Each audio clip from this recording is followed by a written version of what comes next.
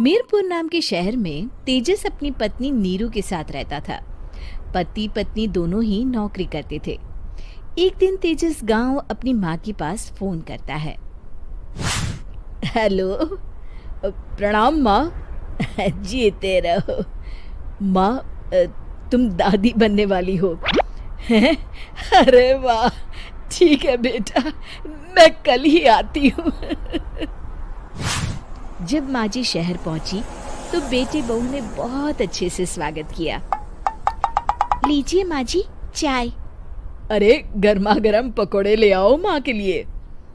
नीरू रसोई में गई और 2 मिनट में ही पकोड़े ले आई।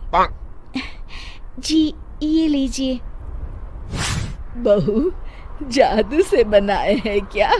अभी तो रसोई में गई थी। यम्मी। माँ जी, शीला रसोई में पकोड़े तल रही है, मैं बस लेकर आई।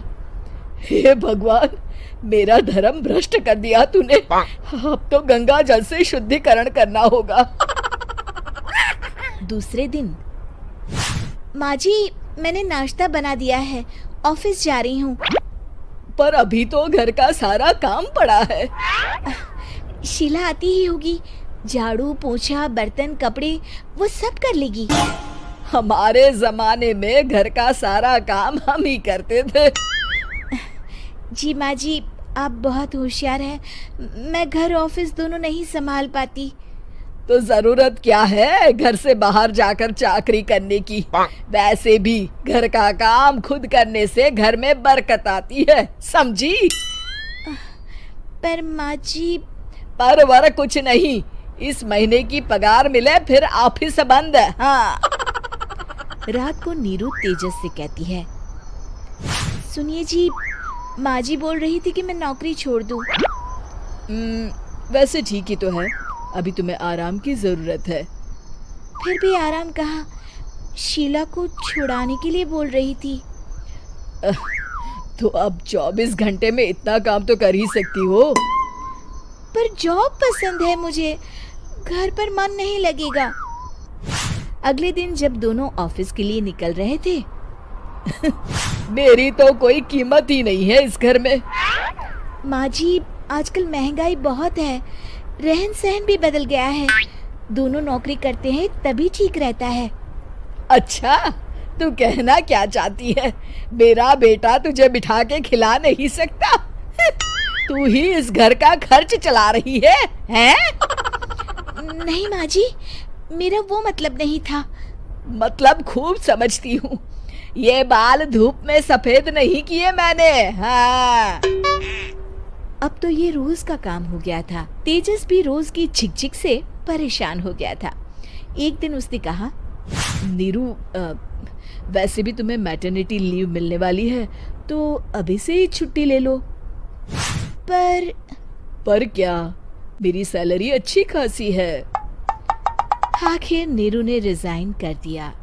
जब बच्चा हुआ तो घर में सब बहुत खुश हुए। कुछ दिनों बाद तेजस फाइल देख रहा था। क्या हुआ तेजस, कुछ परेशान लग रहे हो? हाँ, वो हमारी जितनी सेविंग्स थी वो तो हॉस्पिटल में और छठी के फंक्शन में खत्म हो गई है नीरू। और अभी वैसे मंदी चल रही है तो मैं बोल रही थी कल मुन्ना को हेपेटाइटिस का टीका लगवाना है। नीरू, क्या पोस्टपोन नहीं कर सकते? नहीं जी, बिल्कुल नहीं। अब तेजस को समझ में आ रहा था कि उससे गलती हुई है। पैसों की कमी का असर घर के माहौल पर भी पड़ रहा था।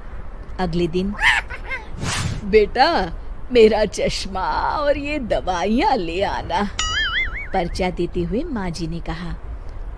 जी। तेजस, मुन्ना के लिए दूध का डिब्बा और डायपर भी ले आना, और ये किराने के सामान की लिस्ट है, इसे भी लाना है। तेजस गुस्से में लिस्ट मरोड़कर फेंकता है और चिल्लाता है, पैसे क्या पेड़ पर उगते हैं? ये ले आना, वो ले आना। अरे पर ये जरूरत का सामान ही है।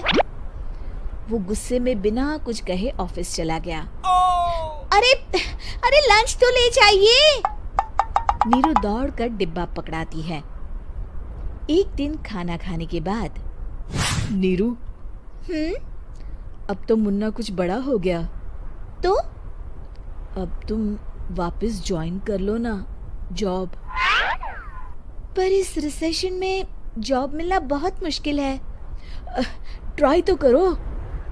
फिर मुन्ना, माँ जी है ना, और एक फुल टाइम मेड भी लगा लेंगे। पर माँ जी, उन्हें तो पसंद नहीं। तभी माँ जी वहाँ आ जाती है और प्यार से नीरू के सर पर हाथ फेरते हुए बोलती है, अब मेरी समझ में आ गया बहू, पहले के और अब के समय में अंतर है। तुम काम शुरू करो, मुन्ना की जिम्मेदारी मेरी। मेरी प्यारी माँ जी।